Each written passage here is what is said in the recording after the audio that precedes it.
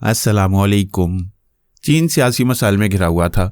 दुनिया जहान के जासूसी और सीक्रेट एजेंट्स चीन के छोटे बड़े शहरों में फैले हुए थे। वो एक जगह से दूसरी जगह फैले हुए थे। उनका एक दूसरे से खुफिया राब्ता रहता था।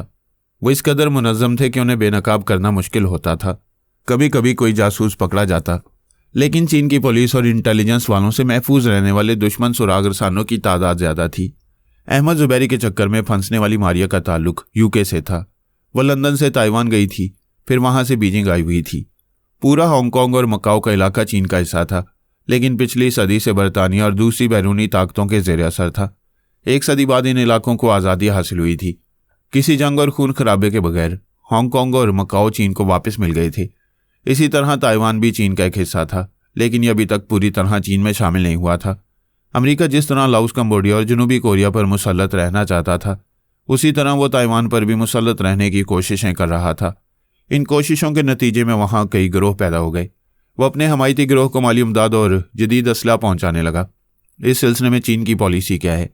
वो ताइवान को अपने मुल्क का एक हिस्सा बनाकर रखने के लिए कैसी कैसी खुफिया पॉलिसियाँ बना रहे, ये मालूम करने के लिए अमेरिका और यूरोप के जासूस ताइवान के रास्ते चीन में दाखिल होते रहते थे। दुश्मन टेलीपैथी जाने वालों को अहमद ज़ुबैरी पर शुबा हुआ था। अपने शुबहात की तस्दीक के लिए उन्होंने ज़ुबैरी के ख्यालात पढ़े थे। फिर वो मुतमईन हो गए थे कि ज़ुबैरी टेलीपैथी नहीं जानता है और ना ही सियासी मकासद के हसूल के लिए बीजिंग आया हुआ है। बाबा साहब के दायरे के जितने टेलीपैथी जानने वाले थे, उनके दिमागों को रूहानी टेलीपैथी के जरिए गैर मामूली बना दिया गया था। दुश्मन टेलीपैथी जानने वाले उनके दिमागों में आसानी से पहुंचते थे, लेकिन उनके चोर ख्यालात पढ़कर उनकी असलियत मालूम नहीं कर सकते थे। अहमद ज़ुबैरी अपने पासपोर्ट के मुताबिक उज़्बेकिस्तान का बाशिंदा था, एक अमीर कबीर बाप का बेटा, और सैर व तफरीह की गर्ज से चीन आया हुआ था। दुश्मन ख्याल ख्वानी करने वालों को उसके चोर ख्यालात से यही मालूमात हासिल हुई और वह मुतमईन हो गए। मारिया शाम को नींद से बेदार हुई। उसे यह मालूम नहीं हुआ कि उस पर तनवीमी अमल किया गया है और उसके दिमाग को मुकफ्फल कर दिया गया है। उसने होटल के एक मुलाजिम को पिछले एक हफ्ते के अखबारात लाने को कहा। वह चला गया। मारिया अब ज़ुबैरी के सामने नहीं जाना चाहती थी। ये सोचकर शर्माने लगती थी कि ज़ुबैरी को बेलिबास नजर आती है। वह कभी यकीन न करती कि ज़ुबैरी की आंखें एक्सरे की तरह देख लेती हैं, लेकिन उसने लिबास के अंदर की ऐसी बातें बताई थी जिन्हें कोई दूसरा नहीं जानता। मारिया को यकीन आ गया। इस यकीन के बाद वो उसकी तरफ माइल हो गई। दिल ने कहा, जिंदगी में आने वाला कोई एक ऐसा होता है जो अपनी औरत को सर से पांव तक देखता है। ज़ुबैरी ने मुझे देख लिया है, अब मैं किसी दूसरे को अपनी ज़िंदगी में नहीं आने दूंगी। मुलाजिम ढेर सारे अखबारात और सुई धागा ले आया। वो इन अखबारों का लिबास तैयार करने बैठ गई। ज़ुबैरी ने कहा था कि उसे लिबास के आर पार नजर आता है, कागज़ के आर पार नजर नहीं आता। अगर वो कपड़े के लिबास के ऊपर कागज़ का लिबास पहन लेगी तो वो कुछ नहीं देख सकेगा। उस रात डिनर के लिए कमरे से निकलना ज़रूरी था। वो सोच रही थी, कमरे से बाहर जाएगी तो कागज़ के लिबास में तमाशा बन जाएगी, और बाहर निकलना इसलिए ज़रूरी था कि उसने वजारत खारजा के एक रिकॉर्ड कीपर को फांस रखा था। वो रिकॉर्ड कीपर ताइवान के सिलसिले में माइक्रोफिल्म के जरिए अहम मालूमात फराहम करने वाला था। उसके लिए ये बात परेशान कुन थी कि अजनबी टेलीपैथी जानने वाला फिर उसके दिमाग में आएगा और उस माइक्रोफिल्म की अहमियत को समझते ही उसे छीन लेने की कोशिश करेगा। वैसे वह दलेर थी, एक नहीं कई दुश्मनों का मुकाबला कर सकती थी। बड़ी चालबाजी से माइक्रोफिल्म को छुपा सकती थी, लेकिन टेलीपैथी जानने वाले दुश्मन से नहीं छुपा सकती थी। कागज़ का लिबास तैयार करने के दौरान में उसने दोबारा बेचैनी महसूस की और चंद सेकंड के लिए सांसें रोक लीं। उसकी समझ में नहीं आया कि ऐसा क्यों हो रहा है। फिर टेलीफोन की घंटी ने उसे अपनी तरफ मुतवज्जा किया। उसने फ़ोन के पास आकर रिसीवर उठाकर कान से लगाते हुए पूछा, हेलो कौन? दूसरी तरफ से अजनबी की आवाज़ सुनाई दी। बहुत चालाक बन रही हो, तुमने अपने दिमाग को लॉक्ड करा लिया। मारिया ने कहा, मैं तुम्हारी आवाज़ पहचाने हूँ, तुम वही हो जो मेरे दिमाग में आकर बोल रहे थे। बाय द वे, क्या मेरा दिमाग लॉक्ड है? क्या तुम मेरे अंदर नहीं आ सकोगे? क्यों ख्वामखा अनजान बन रही हो? वैसे अब मैं तुम्हारे दिमाग में आना ज़रूरी नहीं समझता। मैं तुम्हारे ख्यालात पढ़कर मालूम कर चुका हूँ। अभी डिनर के वक्त तुम एक अहम माइक्रोफिल्म हासिल करने वाली हो। वो फिल्म मैं हासिल कर लूँगा। जानती हो कैसे? बताना चाहो तो बता दो, कैसे हासिल करोगे? तुम्हारा दिमाग मुकफ्फल हो चुका है, मैं तुम्हारे अंदर नहीं आ सकूँगा, लेकिन उस रिकॉर्ड कीपर के दिमाग में घुसकर तुमसे पहले वो फिल्म हासिल कर लूँगा। रिकॉर्ड कीपर के दिमाग में पहुँचने के लिए तुम उसकी आवाज़ और लहजे को सुनोगे, और सुनने के लिए तुम या तुम्हारा कोई आलाकार उसके करीब आएगा। मैं दुरुस्त कह रही हूँ ना? तुम कहना क्या चाहती हो? क्या मेरे आलाकार को कभी उसके करीब आने नहीं दोगी? आने दूंगी, मगर जिंदा नहीं जाने दूंगी। मेरे ख्यालात ने तुम्हें बताया होगा कि मैं कितनी ज़िद्दी, खतरनाक और चालबाज हूँ। तुम 1-1.5 घंटे बाद डाइनिंग हॉल में आओगी, मैं देखूंगा कि कितने पानी में हो। दूसरी तरफ से फ़ोन बंद कर दिया गया।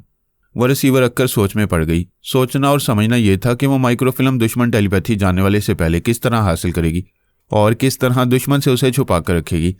1 घंटे बाद उसने बर्फानी इलाके की मुनासबत से बेहतरीन लिबास पहना और इस लिबास के ऊपर अखबार से तैयार किया हुआ एक लिबास पहन लिया। फ़ोन पर इतला मिली थी कि वो रिकॉर्ड कीपर आ चुका है और विजिटर्स लॉबी में इंतज़ार कर रहे। वो लिफ्ट के ज़रिए ग्राउंड फ्लोर पर आई तो सभी की निगाहों का मरकज़ बनने लगी। यूँ तो दुनिया में नित फैशन आते रहते हैं, लेकिन यह कागजी लिबास का फैशन बिल्कुल अनोखा था। विजिटर्स लॉबी में जितनी औरतें और मर्द बैठे हुए थे वो सब उसे देखकर तालियां बजाने लगे, मुस्कुराने लगे। वो मुस्कुराने लगी, ये देखकर खुश होने लगी कि कोई उसका मजाक नहीं उड़ा रहा। तालीम याफ्ता और महज़ब अफराद की सोसाइटी में हर नए ख्याल की, हर नई तख्लीकी पजीराई होती है। रिकॉर्ड कीपर ने आगे बढ़कर उससे मुसाफिया किया, फिर कागज़ की एक पर्ची उसकी तरफ पढ़ाई। उसने पर्ची लेकर पढ़ा। उसमें लिखा था, मैडम पता नहीं मुझे क्या हुआ है, अभी 15 मिनट पहले मेरी आवाज़ बंद हो गई थी। मैं बोलने की कोशिश कर रहा था मगर बोल नहीं पा रहा था, हलक से आवाज़ ही नहीं निकल रही थी। आप मुझसे मिलकर मायूस होंगी और खुश भी होंगी क्योंकि आपकी मतलूबा चीज़ ले आया हूँ। मारिया ने उसे पढ़ा, फिर खुश होकर कहा, यह तो कमाल हो गया। मैं चाहती थी दुश्मन टेलीपैथी जानने वाला आपकी आवाज़ ना सुने, अब उसका बाप भी ना सुन सकेगा। होटल के एक मुलाजिम ने आकर रिकॉर्ड कीपर से पूछा, सर आप कुछ पीना पसंद फरमाएंगे? वो बोल नहीं सकता था, उसने इनकार में सर हिला दिया। मुलाजिम ने पूछा, स्नैक्स? उसने फिर इनकार में सर हिलाया। मुलाजिम ने फिर पूछा, मेरे लायक कोई खिदमत? मारिया ने पूछा, क्या तुम इनके मुंह से आवाज़ सुनना चाहते हो? मुलाजिम ने कहा, मैडम मैं इतना कुछ पूछ रहा हूँ, इन्हें जवाब तो देना चाहिए। मारिया ने कहा, जो तुम्हारे अंदर छुपा हुआ है उससे कह रही हूँ कि गूंगे नहीं बोलते, आवाज़ सुनने की हसरत दिल ही में रह जाएगी। मुलाजिम खामोशी से सर झुकाकर जाने लगा। फिर अचानक उसने पलटकर मारिया के हाथ पर हाथ मारा। वो उसके हाथ से उस पर्ची को झपट लेना चाहता था। मारिया ने एक उल्टा हाथ उसे रसीद किया। वो लड़खड़ाता हुआ पीछे जाकर एक सोफे से टकराकर फर्श पर गिर पड़ा। औरतें और मर्द उन्हें सवालिया नज़रों से देखने लगे। होटल का मैनेजर और चंद मुलाजमीन आ गए। मारिया ने कहा, आपके मुलाजिम बदतमीज़ी कर रहा था। बेचारा मुलाजिम परेशान था। वो फर्श से उठते हुए बोला, सर मेरी समझ में नहीं आता मैंने ऐसी हरकत क्यों की। आप जानते हैं होटल में मेरा सर्विस रिकॉर्ड बहुत अच्छा है, मैं मैडम से मुआफ़ी चाहता हूँ। मारिया ने मैनेजर से कहा, इसे मुआफ़ कर दें, मुझे इससे कोई शिकायत नहीं। वो रिकॉर्ड कीपर के साथ डाइनिंग हॉल में आ गई। दोनों एक मेज़ के अतराफ बैठ गए। मारिया ने उसे कहा, आप तस्दीक कर चुके होंगे कि आपके लंदन के बैंक अकाउंट में 1 लाख पाउंड्स जमा किए जा चुके हैं। रिकॉर्ड कीपर ने हाँ के अंदाज में सर हिलाया। मारिया ने कहा, आपको रकम मिल गई, मुझे मेरी चीज़ मिलनी चाहिए। वैसे मेरी किस्मत अच्छी है कि आप गूंगे बन गए हैं। रिकॉर्ड कीपर ने ओवरकोट की अंदरूनी जेब से एक माइक्रोफिल्म निकाली। ठीक उसी वक्त आसपास की मेज से कई अफराद उठकर आए। उन्होंने उन दोनों को चारों तरफ से घेर लिया। मारिया एकदम से बौखला गई। दुश्मन 2-4 होते तो वो उनसे निमट लेती, वो कई थे फिर दुश्मन नहीं थे। एक शख्स ने अपना बैज दिखाया तो पता चला वो इंटेलिजेंस वाले हैं। रिकॉर्ड कीपर सहम कर खड़ा हो गया। इंटेलिजेंस के अफसरों ने उससे माइक्रोफिल्म छीन कर कहा, यह तो तुम जानते ही हो कि अपने मुल्क का राज फरोख्त करने वाला गद्दार रंगे हाथों पकड़ा जाए तो उस पर मुकदमा नहीं चलाया जाता, फौरन उसे गोली मार दी जाती है। वो दोनों को पकड़कर वहां से ले जाने लगे। मारिया ने कहा, मैं अपने मुल्क के सफ़ीर से मिलना चाहती हूँ। तुम मेरा जुर्म साबित किए बगैर मुझे कोई सज़ा नहीं दे सकते। मैं चीन की नहीं बरतानिया की शहरी हूँ। इंटेलिजेंस वाले उसकी बात जैसे नहीं सुन रहे थे। उसे पकड़कर खींचते हुए उस रिकॉर्ड कीपर के साथ होटल के बाहर ले आए। वहाँ एक खुले बागीचे में दोनों को एक दूसरे से कुछ फासले पर खड़ा कर दिया गया। उन्हें गोली मारने वाले फायरिंग स्क्वाड के मुसल्लह अफराद उनसे कुछ दूर सामने खड़े हो गए। रिकॉर्ड कीपर थर थर काँप रहा था, रहम की भीख मांग रहा था, लेकिन चीन में गद्दारी की सज़ा मौत होती है। फायरिंग स्क्वाड के 4 मुसल्लह अफराद ने उसे निशाने पर लिया, फिर सब ने एक साथ फायर किए। वो वहीं घास पर बेदम होकर गिर गया। मारिया तनकर खड़ी हुई थी। उससे कुछ फासले पर एक गाड़ी आकर खड़ी हो गई। उसका पिछला हिस्सा बंद था। उसके पिछले दरवाजे को खोला गया। वो मुसल्लह शख्स मारिया को पकड़कर वहां लाए, फिर उसे पिछले हिस्से में पहुंचाकर दरवाजे को बंद कर दिया। वो गाड़ी चल पड़ी। पिछले हिस्से में अहमद जुबैरी बैठा हुआ था। वह ईरानी से बोला, तुम? जुबैरी ने कहा, यहाँ तमाम ममालिक के सफारत खानों में पहले से कह दिया जाता है कि उनके मुल्क का कोई बाशिंदा मुजरिमाना सरगर्मियों में रंगे हाथों पकड़ा जाए तो उसे गोली मार दी जाए, क्योंकि वो चीन की सरजमीन पर जुर्म का मर्तकिब हुआ होगा। उसे यहीं के कानून के मुताबिक सज़ा दी जाएगी। क्या तुम्हारा चीन की हुकूमत से कोई ताल्लुक है? मैं यहाँ की इंटेलिजेंस में एजाजी तौर पर सीनियर अफसर हूँ। मेरी सिफारिश पर तुम्हारी सज़ाए मौत मुआफ़ की गई है। 5 घंटे बाद यहाँ से एक फ़्लाइट में तुम्हें लंदन भेज दिया जाएगा। आइंदा तुम कभी इस मुल्क में कदम नहीं रख सकोगी। तुमने मेरी जान क्यों बचाई? उसने मारिया को देखा, फिर जवाब दिया, अपने दिल से पूछो। मारिया ने नज़रें झुका लीं। जुबैरी ने कहा, मैंने ही तुम्हारे दिमाग को लॉक कराया है। मारिया ने चौंक कर उसे देखा। वो बोला, मैंने ही रिकॉर्ड कीपर को गूंगा बना दिया था। तुमने सजाए मौत से भी बचाया, दुश्मन टेलीपैथी जानने वाले से भी महफूज रखा है। I love you. वो उसके करीब आकर गले का हार बन गई। वो से अलग होकर बोला, इस तरह गले लगोगी तो कागज़ का ही लिबास फट जाएगा। तुमने कपड़े का जो लिबास पहना है वो मुझे नज़र नहीं आएगा। फिर तुम शर्मा कर इस बंद गाड़ी से बाहर नहीं जा सकोगी। जुबैरी, किसी ने मुझे लिबास के अंदर आज तक नहीं देखा, सिर्फ तुमने देखा है। अब मेरी ज़िंदगी में तुम्हारे सिवा कोई नहीं आएगा। मैं यहाँ रहूँगा और तुम यहाँ कभी नहीं आ सकोगी। तुम तो आ सकोगे, मैं नहीं जानता मुझे तकदीर कहाँ कहाँ ले जाएगी। कभी लंदन आना हुआ तो तुमसे ज़रूर मिलूंगा। सिर्फ मिलोगे, मुझे अपनी ज़िंदगी का साथी नहीं बनाओगे। आइंदा क्या हालात होंगे ये हम नहीं जानते। मैं जानती हूँ मैं तुम्हारे इंतज़ार में बूढ़ी हो जाऊंगी, लेकिन किसी से शादी नहीं करूंगी। तुम मुझे इस कदर चाहती हो तो एक शर्त पर तुम्हारे पास आऊँगा। मैं तुम्हारी खातिर हर शर्त मानने को तैयार हूँ। तुम मुसलमानों से और चीन से कभी अदावत नहीं रखोगी। स्कॉटलैंड यार्ड की मुलाजमत छोड़कर सुराग रसानी का शौक मेरे साथ पूरा करोगी। वह मुस्कुराकर बोली, तुमने एक शर्त मानने को कहा, अब 2 शर्तें मनवा रहे हो। मुझे तुम्हारी 2000 शर्तें मंजूर हैं। जुबैरी ने कहा, कागज़ का लिबास फटने वाला है। वो बोली, अब कोई फ़र्क नहीं पड़ेगा। इस गाड़ी ने उन्हें एयरपोर्ट पहुंचा दिया। जुबैरी ने वहां उसके साथ 5 घंटे गुजारे। जब वो तैयारी में रवाना हो गई तो वह वहां से चला आया। मैंने चीनिया काबरीन से कहा, आप हजरात अपने अहम और हसास शोबों के बड़े ओहदेदारों को आर्जी तौर पर तब्दील कर दें। उनकी जगह ऐसे ओहदेदार लाएं जो योगा के माहिर हों। ऐसा ना किया गया तो दुश्मन टेलीपैथी जानने वाले मौजूदा ओहदेदारों के दिमागों में रहकर अहम राजों तक पहुंचते रहेंगे। वह काबरीन मेरे मशवरों के मुताबिक तमाम अहम शोबों के ओहदेदारों को तब्दील करने लगे। इस तरह मैंने दुश्मन टेलीपैथी जानने वालों की कामयाबियों को नाकामियों में बदल दिया। ऐसी वक्त अली तैमूर, लिली और दलेर आफरीदी मेरे पास पहुंच गए। चीनिया फौज के आला अफसरान ने मुझसे कहा, आपने वादा किया था कि अली तैमूर के आते ही ट्रांसफार्मर मशीन की तैयारी का काम शुरू हो जाएगा। हम उस मशीन के लिए खुफिया अड्डे का तयन कर चुके हैं। मैं उनसे कह चुका था कि अली ट्रांसफार्मर मशीन का एक माहिर मैकेनिक है, उसके आते ही काम शुरू कर दिया जाएगा। मैंने उन अफसरान से कहा, बेशक आप माइक्रोफिल्म को अपने खुफिया रिकॉर्ड रूम से निकालें। उससे माइक्रोफिल्म में ट्रांसफार्मर मशीन का मुकम्मल नक्शा है, उस नक्शे को बड़े साइज में प्रिंट कराएं, फिर काम शुरू हो जाएगा। उन्होंने कहा, अब हमारे साथ चलें, हम अभी उस माइक्रोफिल्म को रिकॉर्ड रूम से लाएंगे। हम सब आर्मी हेडक्वार्टर में थे। वहाँ के कॉन्फ्रेंस रूम से निकलकर उस इमारत में आए जहाँ खुफिया रिकॉर्ड रूम था। वहाँ सिर्फ चंद आला अफसरान को जाने की इजाज़त दी जाती थी। उस वक्त तीनों फौज के 3 आला अफसरान अपनी मुकम्मल शनाख्त कराने के बाद अंदर गए। मैं बाकी अफसरान के साथ एक कमरे में उनका इंतज़ार करने लगा। उन 3 आला अफसरान ने अंदर आकर आहनी सेफ को खोला तो वहाँ बहुत कुछ था, मगर माइक्रोफिल्म नहीं थी। उन तीनों को अपनी आंखों पर यकीन नहीं आया। वो पूरे सेफ को ऊपर से नीचे तक बार बार देखते रहे। फिर उन पर सख्ता तारी हो गया। ये इतना बड़ा नुकसान था जिसे वह बर्दाश्त नहीं कर सकते थे। फिर वो तीनों गरजने लगे। वहाँ के इंचार्ज अफसरान और सिक्योरिटी अफसरान से सख्ती से पेश आने लगे। वो इंचार्ज और सिक्योरिटी अफसरान मुहिब्बे वतन और फ़र्ज़ शनास थे। उनके बयानात एक जैसे थे, यानी जब से माइक्रोफिल्म को सेफ में रखा गया था तब से उसे किसी ने नहीं खोला है। उनके बयानात पर यकीन नहीं किया जा सकता था।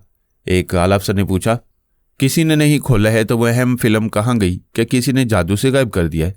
मैंने कहा, यह काम जादूगरों का नहीं, दुश्मन टेलीपैथी जानने वालों का है। मैंने कहा था कि अहम शोबों के आला अहदेदारों को आर्जी तौर पर फारिग कर दिया जाए। आपने बेशक ऐसा किया, लेकिन फ़ौज के आला अफसरान को फारिग नहीं किया। रिकॉर्ड रूम के आला अहदेदारों को भी नज़रअंदाज किया। वो मेरी बातें संजीदगी से सुन रहे थे। मैंने कहा, दुश्मन ख्यालख्वानी करने वालों ने यहाँ के इंचार्ज और सिक्योरिटी अफसरान को अपना मामूल बनाया। उन बेचारों को पता ही ना चला कि वो कब गायब दिमाग होकर उस माइक्रोफिल्म को सेफ से निकालकर किसी अजनबी के हवाले कर चुके हैं।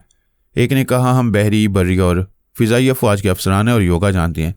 कोई दुश्मन हमारे दिमाग में नहीं आ सकता। बेशक दुश्मनों ने आपको नहीं, रिकॉर्ड रूम के ओहदेदारों को ट्रैप किया था। वो ओहदेदार कौन है? सॉरी, मैं उनकी निशानदेही नहीं करूँगा। वो बेकसूर हैं, मुहिब्बे वतन हैं। उन्होंने जानबूझकर ऐसा नहीं किया है। उन्हें सज़ा नहीं मिलनी चाहिए। मिस्टर फरहाद, आपकी गुफ्तगू से जाहिर होता है कि आप इस चोरी की वारदात से बाखबर रहे, लेकिन हमें बेखबर रखा। अभी मैं आपकी इस बात का जवाब दूंगा। मेरे साथ वही अफसरान कॉन्फ्रेंस रूम में चलें जो योगा के माहिर हैं। मेरी ख्वाहिश के मुताबिक सिर्फ 7 योगा जानने वाले अफसरान कॉन्फ्रेंस रूम में आए। उस कमरे के दरवाज़ों और खिड़कियों को अंदर से बंद कर दिया गया। मैंने कहा, आप हजरात अपने खास अहम मातियत अफसरान को बहुत सी खुफिया बातें बता देते हैं।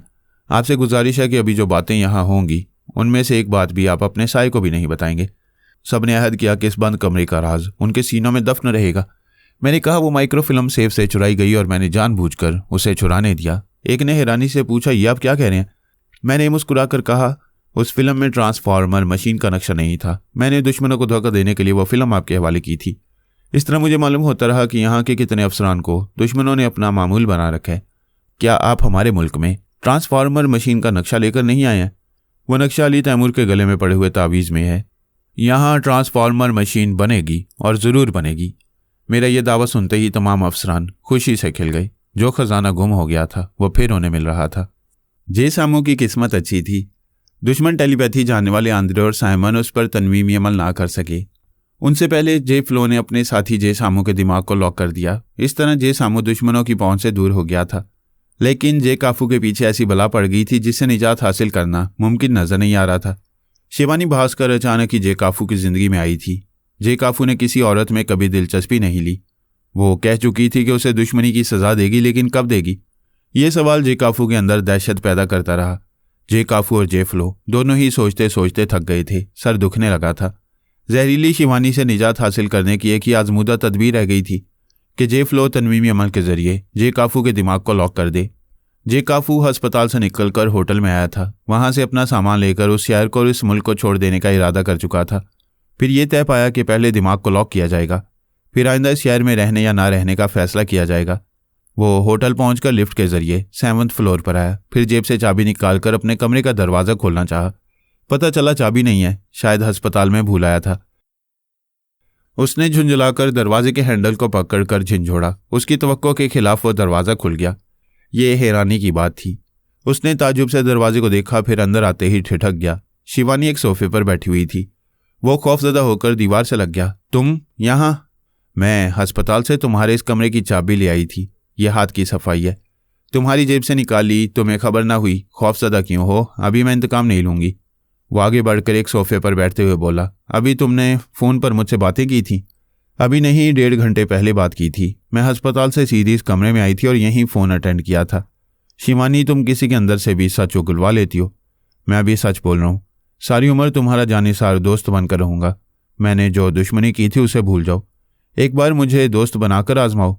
आजमाइश में बहुत वक्त लगेगा। तुम चाहो तो अभी सच्ची दोस्ती का सबूत दे सकते हो। अभी कैसे दे सकता हूँ? क्या अभी किसी तरह आजमाना चाहती हो? ठीक है, आजमाओ। तुम्हारे 2 दोस्त हैं, एक का नाम जे फ्लो और दूसरे का नाम जे सामू है। तुम तीनों 3J कहलाते हो। तुमने अपनी आंखों के जरिए मेरी जुबान से बहुत कुछ उगलवाया। हम तीनों की हिस्ट्री मालूम कर चुकी हो। मैं तो क्या, टेलीपैथी की दुनिया में 3J की दोस्ती मशहूर है। तुम चाहो तो 3J को 4J बना सकते हो। जे काफू ने उसे सवालिया नजरों से देखा। वो बोली, तुम इसी तरह दोस्ती का सबूत दे सकते हो। जे फ्लो अपने दोस्त के दिमाग में रहकर ये बातें सुन रहा था। उसने कहा, काफू, फिलहाल इसकी दुश्मनी और इंतकाम से बचने की यही सूरत है। हाँ कह दो, हम इसे दोस्त बनाएंगे। उसने शिवानी से कहा, मेरे अंदर जे फ्लो है, तुम्हारी दोस्ती की ऑफर सुनकर खुश हो रहा है। तुम्हारा दोस्त जे फ्लो मुझसे पीछा छुड़ाने की कोशिशें करता रहा है। मैं उससे नाराज नहीं हूँ, वो दोस्ती का फर्ज अदा कर रहे। मैं भी तुम तीनों को कभी नुकसान नहीं पहुंचाऊंगी, तो तुम तीनों मेरे भी बुरे वक्त में काम आओगे। बेशक काम आएंगे। अभी मेरे अंदर जे फ्लो है, जे सामू भी आ जाएगा। हम तीनों यहाँ तुम्हारी दोस्ती का यकीन दिलाएंगे। क्या तुम्हारे दोनों दोस्त तुम्हारे दिमाग में आएंगे? वो दोनों पर्दे में रहकर दोस्ती करेंगे। हम तीनों की दोस्ती ऐसी ही है। हम ख्याल खोनी के जरिए एक दूसरे से रब्ता करते हैं। ये नहीं जानते कि हम में से कौन किस मुल्क और शहर में रहता है। जे फ्लो जानता है कि तुम यहाँ लंदन के एक होटल में हो और जे सामू शहर रूम में है। मैं और सामू मुसीबतों में मुब्तला रहे। जे फ्लो ने हमारी मदद करने के दौरान ये सब कुछ मालूम किया है, वरना हम एक दूसरे से नहीं मिलते हैं। शिवानी ने उसकी पेशानी को घूर कर देखा। वो कहने लगा, हम एक दूसरे से मिलते रहते हैं। जब भी ज़रूरत होती है किसी खास जगह का तयन करते हैं, फिर बड़ी राजदारी से वहां पहुंचकर एक दूसरे के साथ कुछ वक्त गुजारते हैं। शिवानी ने पूछा, क्या मुझे पूरे एतमाद से दोस्त बनाओगे? कभी धोखा नहीं दोगे? हम तीनों कभी किसी चौथे पर एतमाद नहीं करते हैं। तुम 2 तरह से खतरनाक हो। एक तो हमारे अंदर से अहम राज उगलवा लिया करोगी, ऊपर से जहरीली भी हो। तुमसे दोस्ती करने के बाद हमारी जान हलक में अटकी रहेगी। बेहतर यही होगा कि दोस्ती करने के बाद तुमसे दूर ही दूर से राब्ता रखा जाए। जे काफू बोल रहा था और उसके अंदर जे फ्लो बार बार उसे बोलने से रोक रहा था, सच ना बोलो। खामोश हो जाओ यार काफू, ये क्या कर रहे हो? जे फ्लो ने अब से पहले भी उसे सच बोलने से रोकना चाहा था और नाकाम रहा। शिवानी की आंखों के सामने जे काफू का जहन सहरज़दा हो जाता था। उसे टेलीपैथी के जरिए भी रोका नहीं जा सकता था। शिवानी ने उसकी पेशानी से नजरें हटा ली। वो बोलते बोलते रुक गया। परेशान होकर सामने बैठी हुई बला को देखने लगा। वो बोली, तुम तीनों एक दूसरे से मिलते हो, मुझसे नहीं मिलोगे और दोस्त बनाने का झूठा दावा करते रहोगे। वह सर झुकाकर बोला, मैं हार गया। हमारी कोई बात तुमसे छुप नहीं सकती। मैं तुमसे दोस्ती के काबिल नहीं हूँ। काबिल हो दोस्त बनाऊंगी, इसीलिए अब तक तुम जिंदा हो। ये समझ सकते हो कि मेरा जहर किस तरह तुम्हें हलाक कर सकता है। जब मैं काबिल एतमाद नहीं हूँ तो दोस्त कैसे बनाओगी? किस मकसद के लिए बनाओगी? मकसद यह है कि तुम्हारी टेलीपैथी से फ़ायदा उठाऊंगी, तुम्हें भी फ़ायदा पहुंचाऊंगी। अपने दोस्त से पूछो, वो यहाँ आएगा, मुझसे मुलाकात करेगा, मुझसे दोस्ती करेगा। उसने सोच के जरिए जे फ्लो को मुखातिब किया। उसे जवाब नहीं मिला। उसने कहा, मेरा दोस्त कहीं गया है। वो बोली, ऐसे वक्त जबकि तुम एक जहरीली नागिन के सामने बैठे हो वो तुम्हें छोड़ गया है, बात समझ में आने वाली है। वो किसी खास मकसद से गया है। जे फ्लो उस होटल के मैनेजर के दिमाग में पहुंचा हुआ था। वहां काउंटर के पास एक पुलिस अफसर आया था और किसी शख्स के बारे में पूछ रहा था। वो उस अफसर के दिमाग में पहुंच गया। वो अफसर काउंटर के पास से पलट गया, तेजी से चलता हुआ लिफ्ट में आया। लिफ्ट 7th फ्लोर पर रुक गई। वो तेजी से लिफ्ट के बाहर आया। तकरीबन दौड़ता हुआ जे काफू के कमरे के दरवाजे पर पहुंच गया। दरवाज़ा बंद था मगर मुकफ्फल नहीं था। वो रिवॉल्वर निकालते हुए एक झटके से दरवाजे को खोलता हुआ अंदर आया। शिवानी सोफे से उछलकर खड़ी हुई। अफसर ने उस पर गोली चलाई। वो छलांग लगाकर जे काफू के पीछे चली गई। पीछे से उसकी गर्दन एक हाथ से दबोचते हुए बोली, जे फ्लो, तुम इस अफसर के दिमाग में घुसकर मुझे हलाक करने आए हो। अपने दोस्त की जिंदगी चाहते हो तो रिवॉल्वर फेंक दो। जे काफू कमजोर नहीं था, उसके एक हाथ से अपनी गर्दन छुड़ा सकता था, लेकिन उसकी पेशानी गर्म हो गई थी। वो शिवानी के ज़ेर असर था। अफसर ने एक कदम आगे बढ़कर जे फ्लो की मर्जी के मुताबिक कहा, तो मेरे दोस्त का कुछ नहीं बिगाड़ सकोगी, इसे ढाल बनाकर मेरी फायरिंग से बच नहीं सकोगी। बेवकूफ़, मेरे दांत इसकी गर्दन से लगने वाले हैं। इसे एक ज़रा सा काटूंगी, फिर मेरा जहर इसे तड़पा तड़पा कर मार डालेगा। बोल, मेरी मौत चाहता है या अपने दोस्त की जिंदगी? उस अफसर के अंदर जे फ्लो झाग की तरह बैठ गया। आंखों के सामने शिवानी का चेहरा जे काफू की गर्दन से करीब था। गोली चलाने से पहले ही वो नागिन जे काफू को डस लेती। रिवॉल्वर की नाल झुक गई। वो बोली, रिवॉल्वर इधर फेंको। उसे हुक्म की तामील करनी पड़ी। उसने रिवॉल्वर को उसकी तरफ उछाल दिया। शिवानी ने इसे कैच किया, इसके चैम्बर को देखा, इसकी बाकी गोलियां निकाली, फिर उसकी तरफ रिवॉल्वर को फेंक कर बोली, अफसर के अंदर से निकल जाओ, इसके दिमाग को आज़ाद छोड़ दो। जे फ्लो उस अफसर को छोड़कर जे काफू के अंदर आ गया। अफसर ने चौंक कर हैरानी से इधर उधर देखा, फिर शिवानी को देखते ही अटेंशन होकर सलूट किया। वो बोली, तुम्हें टेलीपैथी के जरिए ट्रैप किया गया था, रिवॉल्वर उठाओ और जाओ। उसने फरज पर से रिवॉल्वर को उठाकर कहा, मैडम, ईमेल के जरिए कोई पैगाम भेजा गया है, आपको अभी अटेंड करने के लिए कहा गया है। वो जे काफू के सामने आकर बोली, तुम इस कमरे से बाहर नहीं जाओगे। तुम्हारे दोस्त ने मुझे मार डालने में कोई कसर नहीं छोड़ी। वो तुम्हारे अंदर होगा। उससे पूछो क्या वो मौत से तुम्हें कैसे बचाएगा। मैं अभी वापस आऊंगी। वो अफसर के साथ उस कमरे से चली गई। जे काफू ने झुंझलाकर कहा, यार फ्लो, तुमने ये क्या हमाकत की? उस पर कातिलाना हमला क्यों किया? मेरे सामने यही एक रास्ता था। मैं उसकी गफलत से फ़ायदा उठाना चाहता था। मुझे क्या मालूम था यूं नाकामी होगी। तुमने नाकाम कोशिश की, अब मेरी मौत यकीनी है। मेरी अकल कहती है वो तुम्हें हलाक नहीं करेगी। करना होता तो अभी तुम्हें गोली मारकर चली जाती। और तुमने देखा उस पुलिस अफसर ने उसे सलूट किया था। इससे जहरीली बला का ताल्लुक पुलिस या इंटेलिजेंस डिपार्टमेंट से है। पुलिस वाले मुजरिम को सजा देते हैं और तुमने कोई जुर्म नहीं किया है। वो किसी खास मकसद के लिए तुम्हें ट्रैप कर रही है। वो दोनों इस बात पर गौर करने लगे कि शिवानी का मकसद क्या है, वो चाहती क्या है। शिवानी होटल के ऑफिस में आई। वहां कंप्यूटर के सामने बैठकर इसे ऑपरेट किया। ईमेल कोड्स का हवाला देते ही स्क्रीन पर जे सामू की तस्वीर नजर आई। तस्वीर उभरने लगी। ये जे सामू है, उम्र 26 साल। मौजूदा मालूमात के मुताबिक शहर रूम के होटल शेरटन रूम नंबर 212 में है। यह तस्वीर छुपकर उतारी गई है। तुम इसे बिग क्लोज में देख सकती हो। यह तस्वीर वाज़ेह नहीं होगी तो हम इसकी दूसरी तस्वीर उतारने की कोशिश करेंगे। स्क्रीन पर जे सामू की तस्वीर थी। तहरीर मिट रही थी, दूसरी तहरीर उभर रही थी। वहाँ लिखा हुआ था, लारा इससे फ्लर्ट कर रही है। यहाँ के वक्त के मुताबिक वो 9 बजे इसके साथ डिनर के लिए जाएगी। इसे अपनी पसंद का सूट पहनने पर आमादा करेगी। अपने हाथों से इसकी नेक टाई पिन लगाएगी। उस पिन में खुफिया इलेक्ट्रॉनिक माइक है। जब तुम इससे सच उगलवाओगी और वो बोलता रहेगा तो हम अपने इलेक्ट्रॉनिक रिसीवर से उसकी तमाम बातें रिकॉर्ड कर लेंगे। दैट्स ऑल, रिप्लाई सून। शिवानी ने जे सामू की तस्वीर को देखा, फिर उस तस्वीर को ग्राफ मिलाकर जे सामू के चेहरे का बिग क्लोज बनाने लगी। 1 मिनट में ही उसका मुंह, नाक, आंखें और पेशानी पूरे स्क्रीन पर वाज़ेह हो गई। शिवानी ने जे सामू के इस बिग क्लोज को स्टोर करने के लिए जवाबी पैगाम अरसाल किया। रूम के वक्त के मुताबिक रात के 9 बजे जे सामू सच उगलने वाला है। रिकॉर्डिंग के लिए तैयार हो। वो कंप्यूटर को ऑफ करके फिर जे काफू के कमरे में आई। अब इस कमरे के बाहर पुलिस का पहरा था। किसी को अंदर जाने की इजाज़त नहीं थी। यह अंदेशा था कि जे फ्लो फिर किसी के दिमाग में घुसकर शिवानी को हलाक करने की कोशिश करेगा। उस कमरे का दरवाज़ा बंद था। फिर एक अफसर ने अंदर जाकर जे काफू को देखा, फिर शिवानी से कहा, मैडम खतरा नहीं है, अंदर आ जाएं। शिवानी कमरे में आई। जे काफू एक सोफे पर बैठा हुआ था। वो बोली, तुम्हारे दोस्त के कातिलाना हमले से मैं बच गई, तुम मुझसे कैसे बचोगे? तुम्हें बचाने के लिए वो यकीनन तुम्हारे अंदर मौजूद होगा। वो तो क्या, दुनिया की कोई ताकत तुम्हारे इंतकाम से नहीं बचा सकेगी। मुझे अपनी मौत का यकीन हो चुका है। तुम्हें मारना होता तो तुम अब तक मुर्दा कहलाते। अब तुम मेरे ज़ेर असर आओगे। तुम्हारा दोस्त तुम्हारे अंदर रहकर बेबसी से तुम्हारे गुलाम बनने का तमाशा देखेगा। वो घूर कर उसे देखने लगी। उधर उसकी पेशानी गर्म होने लगी। जे फ्लो उसके अंदर कहने लगा, हौसला करो, मैं तुम्हारे दिमाग को तमन्नाई पहुंचा रहा हूँ। इन आंखों की शैतानी कुव्वत से जंग करो। मेरे यार कमज़ोर ना पड़ो। ये क्या कर रहे हो? काफू काफू। वो वही कर रहा था जो शिवानी कह रही थी। वो बेड पर आकर चारों शाने चित लेट गया। उसने कहा, मैं तुम्हारे दोस्त को आखिरी वार्निंग दे रही हूँ, अगर वह तुम्हारे दिमाग से नहीं जाएगा तो तुम इस बेड पर गहरी जहरीली नींद सो जाओगे। वो दीदे फैलाए जे काफू की पेशानी को तक रही थी।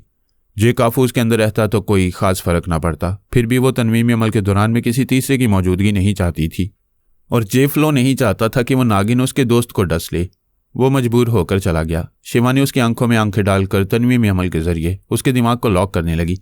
जे फ्लो दिमागी तौर पर अपनी जगह हाजिर हो गया। दोनों हाथों से सर थामकर सोचने लगा, कुछ नहीं हो सकता, अब कुछ नहीं हो सकेगा।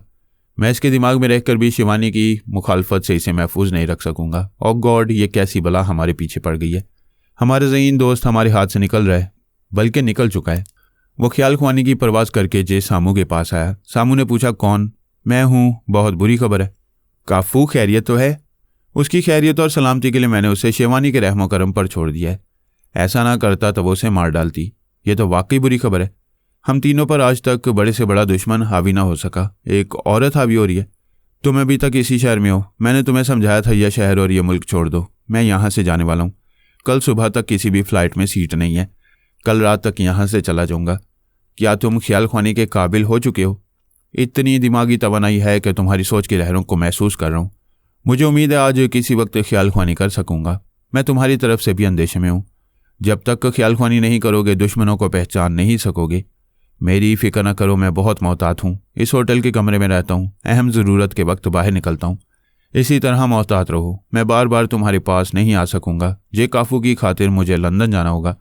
वो काफू को कहीं कैदी बनाकर रखेगी। तुम उसे कहाँ ढूंढते फिरोगे?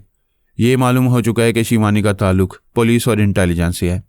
मैं दोनों डिपार्टमेंट के अफसरान के दिमागों में पहुंचकर शिवानी का पता ठिकाना मालूम करूंगा। उसे ठिकाने लगाऊंगा तो हमारे दोस्त को एक खतरनाक बला से निजात मिल जाएगी। यार फ्लो, एक से दो भले, कहो तो मैं भी लंदन आ जाऊं। शिवानी हमें चेहरों से नहीं पहचानती। हम समझते थे एक दूसरे से दूर रहकर महफूज रहेंगे, लेकिन जब शामत आती है तो तमाम हिफाजती तदाबीर धरी की धरी रह जाती हैं। तुम आ जाओ। हम एक तवील अरसे से दूर दूर रहे हैं। हम वहाँ साथ रहेंगे और मोहतात रहेंगे। मैं जा रहा हूँ। तुम्हारी ख्याल ख्वानी की तवानाई बहाल हो जाए तो पहले मुझे मुखातिब करना। एक तो तुम ख्याल ख्वानी से महरूम हो गए हो, दूसरा ये कि काफू हमसे छीन लिया गया है। मैं तो बहुत मायूस हो रहा हूँ। तुम्हें मायूस नहीं होना चाहिए। हमारे मुकाबले पर सिर्फ एक दुश्मन औरत है। हम उसे जहन्नुम में पहुंचाकर जे काफू को वहां ले जाएंगे। जे फ्लो चला गया। जे सामू ने इत्मीनान की सांस ली। वो इस ख्याल से परेशान हो रहा था कि जे फ्लो से गुफ्तगू करने के दौरान में उसके चोर ख्यालात पड़ेगा। फिर उसे मालूम हो जाएगा कि सामू एक लारा नामी लड़की से फ्लर्ट कर रहे, जबकि उसे अच्छी तरह समझाया गया था कि उसे किसी से दोस्ती नहीं करनी चाहिए, किसी से कोई ताल्लुक नहीं रखना चाहिए। लेकिन वो इंसानी फितरत से मजबूर था। पहले उसकी ज़िंदगी में मौन आई, फिर उसे दोस्ती का ऐसा चस्का पड़ गया तो उसने अपने दोस्तों से छुपकर लारा से भी दोस्ती कर ली। शाम के 7 बजे लारा होटल के कमरे में आई। वो आराम से लेटा हुआ था। उसने पूछा, तुम अभी तक तैयार नहीं हुए? क्या शाम को सोने के आदी हो? उसने लारा का हाथ पकड़कर खींचा। वो उस पर आ गिरी। उसने बाजू में उसे जकड़ते हुए कहा, मैं सिर्फ सोने का नहीं सुनाने का भी आदी हूँ। वो खुद को छुड़ाती हुई बोली, क्या करते हो? लिबास पर शिकने पड़ जाएंगी। यही कपड़े पहनकर बाहर जाना है। नो प्रॉब्लम, लिबास उतार दो, बदन पर शिकने नहीं पड़ेंगी। वो वहां से उठती हुई बोली, बेशरम हो, चलो उठो, लिबास पहनो, बाहर चलो। इससे शहर की रातें बड़ी रंगीन होती हैं। रात की रंगीनी तुमसे है और तुम यहाँ हो। बाहर की रंगीनी फिर कभी देखी जाएगी। तुम उठोगे या बातें ही बनाते रहोगे? कम ऑन, वॉशरूम में जाओ। मैं तुम्हारे एक अच्छा सा सूट निकाल रही हूँ। वो उठकर बाथरूम में गया। थोड़ी देर बाद वापस आया तो लारा ने उसके लिए एक डार्क ब्लू कलर का सूट निकाला था। उसे मैच करती हुई एक नेकटाई पसंद की थी। जे सामू ने इसे पहनकर पूछा, कैसा लगता हूँ? वो अपने पर्स में से एक नेकटाई पिन निकाल कर दिखाती हुई बोली, इसकी कमी है। ये तो बहुत खूबसूरत है। तुमने अब तक मुझे कोई तोहफा नहीं दिया, मगर मैं तुम्हारे लिए एक तोहफा खरीद कर लाई हूँ। वो हाथ बढ़ाकर बोला, मुझे दिखाओ। वो पिन को उसकी नेकटाई से निकालती हुई बोली, इसे हाथ में लेकर देखा नहीं जाता, आईने में देखो। वो आईने में देखकर बोला, तुम्हारा ये खूबसूरत तोहफा मेरे सीने से लगा हुआ है। मैं इसे धड़कनों से लगा कर रखूँगा। ये रोमानी मुकाल में बाहर भी बोल सकते हो। आओ चलें। उन्होंने कमरे से बाहर आकर दरवाजे को लॉक किया। नीचे काउंटर पर आकर चाबी वहां दी। बाहर रेंटेड कार खड़ी हुई थी। वो अगली सीटों पर आकर बैठ गए। जे सामू ने इसे स्टार्ट करके आगे बढ़ाया। होटल के अहाते के बाहर एक वैगन कार खड़ी हुई थी। उस बड़ी वैगन के अंदर साउंड रिकॉर्डिंग के बहुत से आलात रखे हुए थे और उन आलात से ताल्लुक़ रखने वाले 2 इंजीनियर भी थे। जे सामू की कार होटल के अहाते से निकलकर एक सिमत जाने लगी तो वो वैगन कार उसके पीछे चलने लगी। एक इंजीनियर के कानों में एक ईयरफोन लगा हुआ था। रेंटेड कार में जाने वाला जे सामू लारा से जो बातें कर रहा था वो बातें नेकटाई पिन के खुफिया कैमरे के जरिए उस इंजीनियर के कानों तक पहुंच रही थीं। इंजीनियर ने कानों से ईयरफोन हटाकर अपने साथी से कहा, साफ आवाज़ आ रही है, लो सुनो। वो साथी उस फ़ोन को कानों से लगाकर सुनने लगा, फिर तायद में सारी लाकर बोला, हाँ अब हमें मैडम शिवानी का इंतज़ार करना होगा। मैडम वक्त की पाबंद है, वो ठीक 9 बजे आएंगी। लारा 9 बजे तक जे सामू को तफरीही मुकामात पर लिए घूमती रही। फिर वो बोला, खाने के मुतल्लिक तुम्हारा क्या ख्याल है? वो बोली, नेक ख्याल है, लेकिन यहाँ खुली फ़िज़ा में अच्छा लग रहा है। हम 15 मिनट बाद किसी रेस्तोरां में जाएंगे। 15 मिनट से पहले जे सामू ने अपनी पेशानी में हरारत महसूस की। लंदन में शिवानी एक कंप्यूटर के सामने बैठी स्क्रीन पर जे सामू के चेहरे के बिग क्लोज को देख रही थी और उसकी पेशानी को तक रही थी। उधर जे सामू गुमसुम बैठा रह गया। लारा अपनी घड़ी में वक्त देखकर समझ गई कि वो शिवानी के ज़ेर असर आ गया। फिर वो खुद ही बेख्तियार कहने लगा, मैं 3J में से एक जे हूँ, मेरा नाम जे सामू है। वैगन में बैठे हुए साउंड इंजीनियर को आवाज़ सुनाई दे रही थी। वो जे सामू की बातें रिकॉर्ड कर रहा था। दूसरा शख्स कंप्यूटर के सामने बैठा उसकी बातें फीड कर रहा था। ईमेल के कोड के मुताबिक लंदन में शिवानी अपने कंप्यूटर स्क्रीन पर जे सामू की गुफ्तगू तहरीर की सूरत में पढ़ रही थी। लारा जे सामू के सामने बैठी पूछ रही थी, तुम इस शहर में कब तक रहोगे? मैं कल शाम की फ़्लाइट से चला जाऊँगा। कहाँ जाओगे? पहले कहीं और जाना चाहता था, अब लंदन जाऊँगा। तुम लंदन क्यों जाओगे? मेरा दोस्त जे फ्लो भी लंदन पहुँचने वाला है। हम अपने साथी जे काफू के लिए परेशान हैं। वहाँ किसी तरह शिवानी को तलाश करेंगे, उसे हलाक करेंगे, तब जे काफू को उस बला से निजात मिल जाएगी। तुम दोनों लंदन में कहाँ रहोगे? किसी होटल में या कहीं पेइंग गेस्ट बनकर रहेंगे। क्या तुम्हारे पास जे फ्लो की कोई तस्वीर है? तस्वीर है, मगर उस तस्वीर में जे फ्लो का असली चेहरा है। वह वक्त और हालात के मुताबिक चेहरे बदलता रहता है। शिवानी को असली चेहरे वाली तस्वीर चाहिए। वह तस्वीर तुमने कहाँ रखी है? वो मेरे सामान में, और सामान होटल के कमरे में रखा हुआ है। तुम अभी होटल जाओगे और वह तस्वीर मेरे हवाले करोगे। चलो उठो। वह दोनों रेंटेड कार में आकर बैठ गए। लारा उसे ड्राइव करने लगी। वह परेशान होकर विंड स्क्रीन के पार देख रहा था। उसने कहा, लारा, मैंने अपना असल नाम और अपनी असलियत तुमसे छुपाई थी, लेकिन अभी बेख्तियार अपने बारे में बता चुका हूँ। तुम भी मेरे अंदर की बात उगलवाने के लिए मुझसे सवालात करती रही हो। ये मेरे साथ क्या हो रहा है? वो बोली, जो मेरे साथ हो रहा है वही तुम्हारे साथ हो रहा है। शिवानी हम दोनों से सच उगलवा रही है। शिवानी? वह चौंक कर बोला। शिवानी हम दोनों तक कैसे पहुंच गई? नहीं, तुम झूठ कह रही हो। अगर झूठ बोल रही हो तो बताओ, इस वक्त तुम्हारी पेशानी गर्म है? वह हैरानी और परेशानी से अपनी पेशानी को छूकर बोला, हाँ गर्म है। जे फ्लो ने बताया था कि शिवानी जब अपनी आंखों के ज़ेर असर लाती है तब जे काफू की पेशानी गर्म हो जाया करती है। माय गॉड, ये बला मेरी पेशानी तक कैसे पहुंच गई? वो होटल पहुंच गए। उनके ताकुब में आने वाली वैन होटल के अहाते के बाहर रुक गई। वो दोनों कमरे में आए। वो अपनी अटैची खोलकर एक एल्बम निकालते हुए बोला, मुझे अपने दोस्त जे फ्लो की तस्वीर नहीं देना चाहिए, मगर मैं मजबूर हो रहा हूँ। शिवानी मुझे मजबूर कर रही है। उसने पहले जे काफू को फांसा, अब मुझे फांस लिया है। उसने एल्बम से जे फ्लो की एक तस्वीर निकाली। लारा ने दूसरी तस्वीर देखते हुए पूछा, ये तमाम तस्वीरें किसकी हैं? जे सामू ने कहा, हम तीनों दोस्तों की हैं। ये भेस बदलने के बाद उतारी हुई तस्वीरें हैं। लारा ने पूरी एल्बम लेकर कहा, मैं तमाम तस्वीरें ले जा रही हूँ। शिवानी को किसी भी तस्वीर की ज़रूरत पड़ सकती है। वो जाने लगी। जे सामू ने कहा, ये तस्वीरें लेकर कहाँ जाओगी? मैं भी तुम्हारे साथ चलूँगा। यहाँ आराम से रहो, मेरी ड्यूटी ख़त्म हो चुकी है। मैं वापस ना आने के लिए जा रही हूँ। ऐसी बातें ना करो, तुमने मेरे साथ रात गुजारने का वादा किया है, मैं तुम्हें जाने नहीं दूंगा। वो उसका रास्ता रोककर खड़ा हो गया। लारा ने अपने पर्स में से पिस्तौल निकाल कर कहा, मैं कोई बाजारी औरत नहीं हूँ, स्कॉटलैंड यार्ड की एक जूनियर अफसर हूँ। वो उसे हैरानी से देखता हुआ उसके रास्ते से हट गया।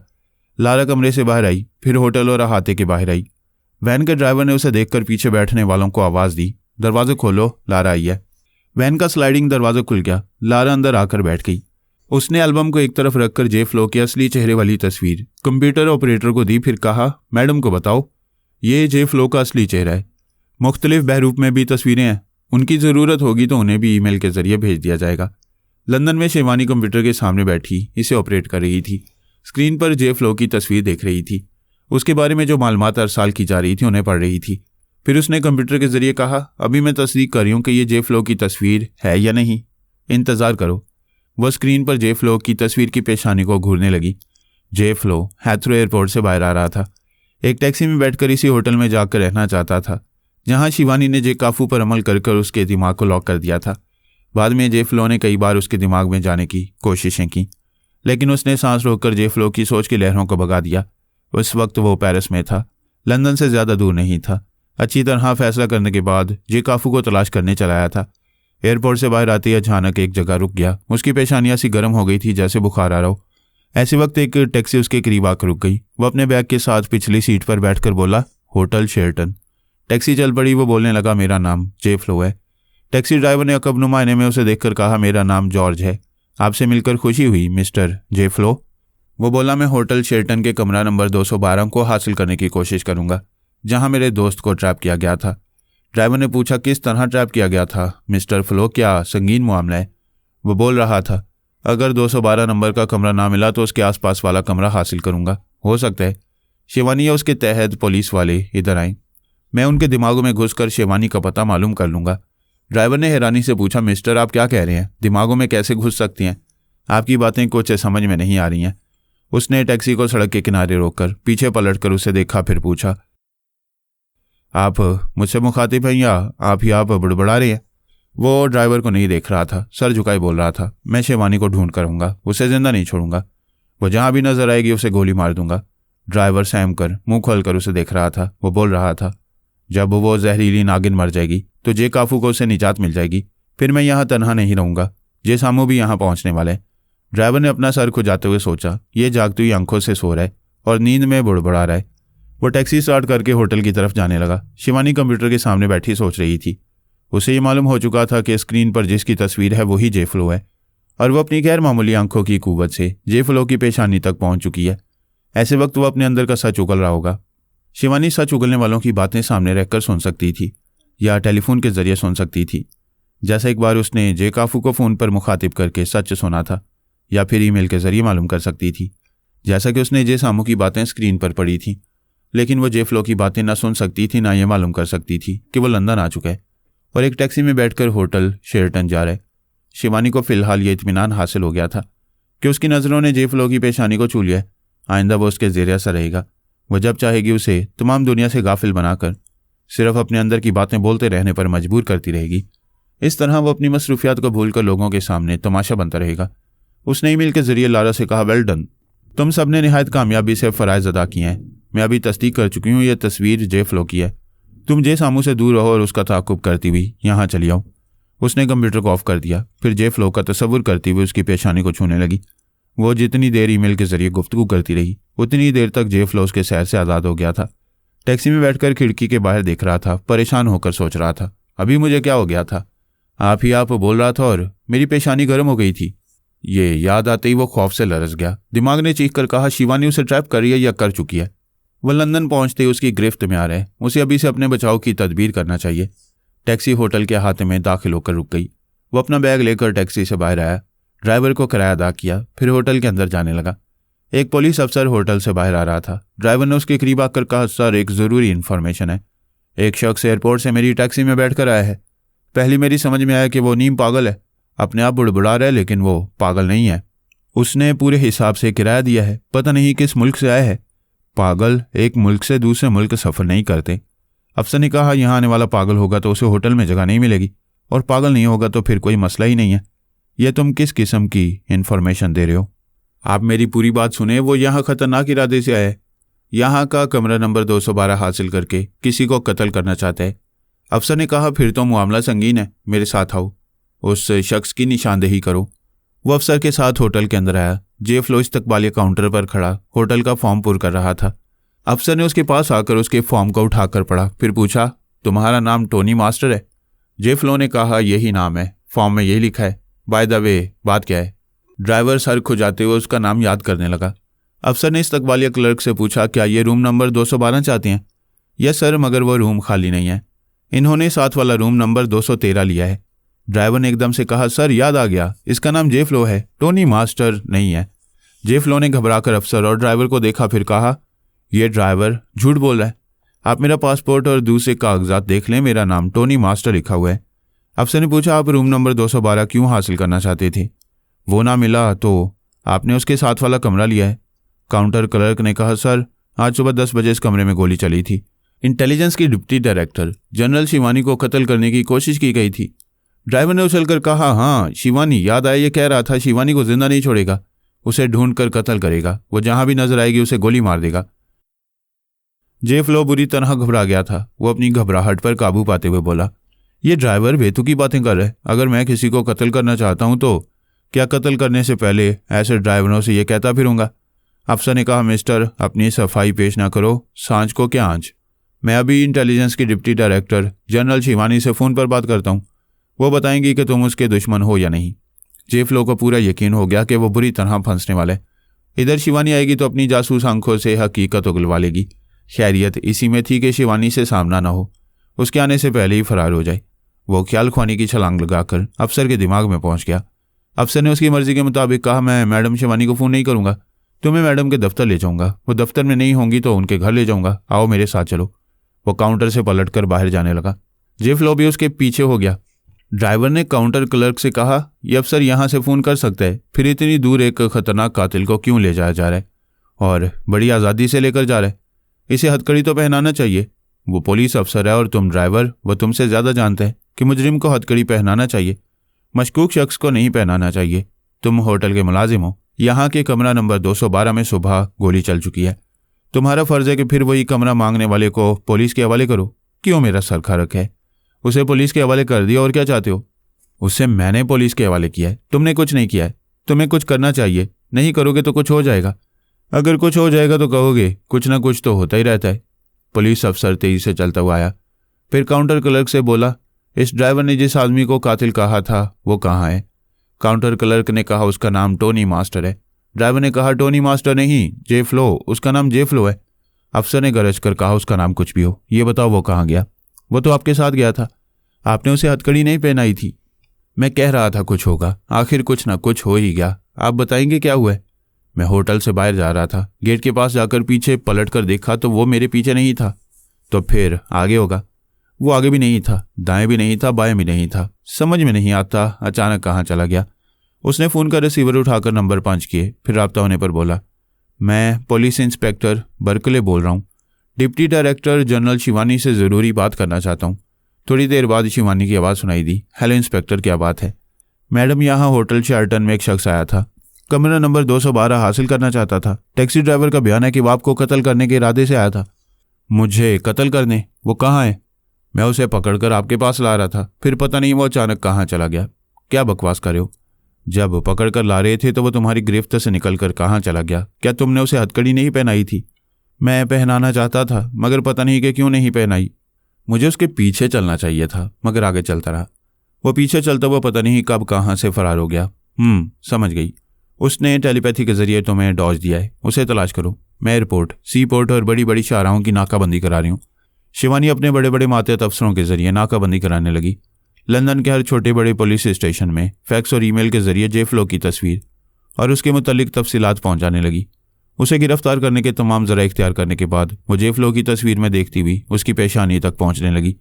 जे फ्लो छुपने के लिए एक अपार्टमेंट में आ गया। वहाँ मिस रोजी नाम की एक कॉल गर्ल रहती थी। उसने रोजी से कहा, मुझे यहाँ रहने दो, मैं तुम्हें मालामाल कर दूंगा। मेरे बैग में 2 लाख पाउंड्स हैं, मैं तुम्हें 1 लाख दूंगा।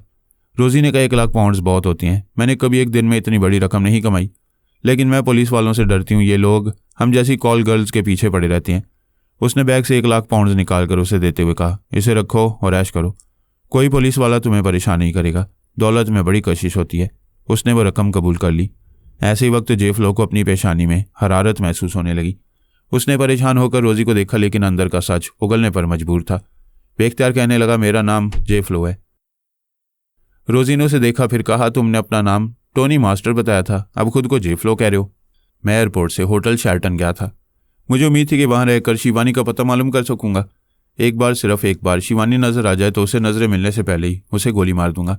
रोजी सहम कर उसे देखने लगी। वह सामने दीवार की तरफ देखता हुआ बोलता जा रहा था। तब रोजी को मालूम हुआ कि वो उससे मुखातिब नहीं है, वो आप ही आप बोल रहा है। वो उसकी तरफ झुककर बोली, तुम किसको गोली मारने की बात कर रहे हो, होश में तो हो?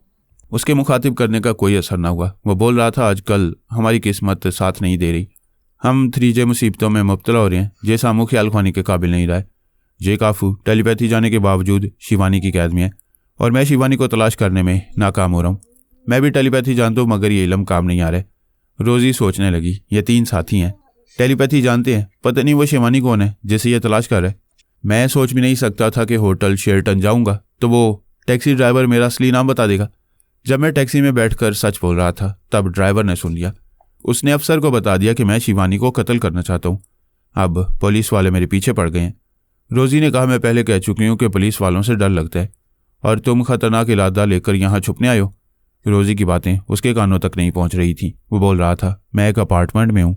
ये एक कॉल गर्ल का अपार्टमेंट है। इसका नाम रोजी है। मैंने इसे जुबान बंद रखने के लिए 1 लाख पाउंड्स दिए हैं। मैं यहाँ अपना चेहरा और हुलिया बदल करूँगा तो मुझे कोई पहचान नहीं सकेगा। रोजी तेजी से फ़ोन के पास गई, फिर रिसीवर उठाकर नंबर डायल करने लगी।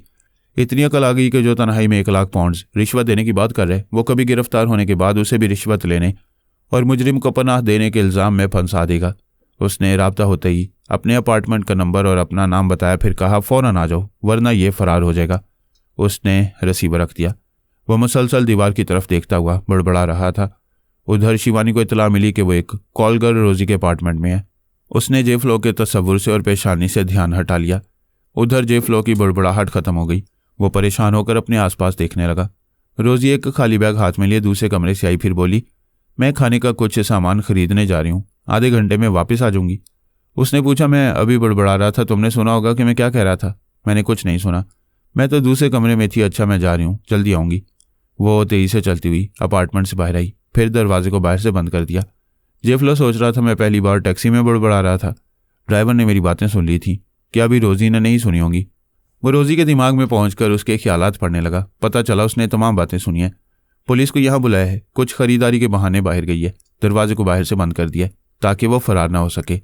वो गुस्से से बोला, कुत्ते की बच्ची, मुझसे 1 लाख पाउंड्स लिए और पुलिस वालों को भी बुलाया है, दरवाज़ा खोल। वो खोलना नहीं चाहती थी मगर दिमाग पर वो हावी था। उसने इनकार करते करते भी आगे बढ़कर दरवाजे को खोल दिया। जेफ्लो ने उसे पकड़कर अंदर खींचा, फिर उसकी पिटाई करते हुए कहा, मेरे पास कोई हथियार नहीं है, तुझे हथियार के बगैर कत्ल करने में वक्त लगेगा, पुलिस वाले आ जाएंगे, अभी तेरे मुकद्दर में जिंदगी है, मैं तुझे जिंदा छोड़कर जा रहा हूँ। वो मार खाकर फर्श पर गिर पड़ी थी। जेफ्लो ने बैग उठाकर उसे एक ठोकर मारी, फिर पलटकर अपार्टमेंट से बाहर आ गया मगर देर हो चुकी थी। पुलिस वालों की 2 गाड़ियां सायरन बजाती हुई आ गईं। जेफ्लो इन गाड़ियों को देखते एक तरफ भागने लगा। यूं भागने के बायस से शुबा हुआ कि वही मुजरिम है। अफसरान ने गाड़ियों से बाहर निकलते हुए ललकारा, रुक जाओ वरना गोली मार देंगे। एक हवाई फायर किया गया, वो सहम कर रुक गया। ऐसे वक्त एक बस उसके सामने से गुजरने लगी। वो बस आर्जी तौर पर ढाल बन गई थी, उसकी तरफ गोली नहीं चलाई जा सकती थी। अफसरान इधर उधर दौड़ने लगे, फिर रुक गए क्योंकि बस गुजर गई थी। अब वो सड़क पर नजर नहीं आ रहा था। जो बस ढाल बन गई थी उस पर चढ़कर जा रहा था। वो अफसरान वापस दौड़ते हुए अपनी गाड़ियों में आए। शिवानी एक कार में बैठी हुई थी।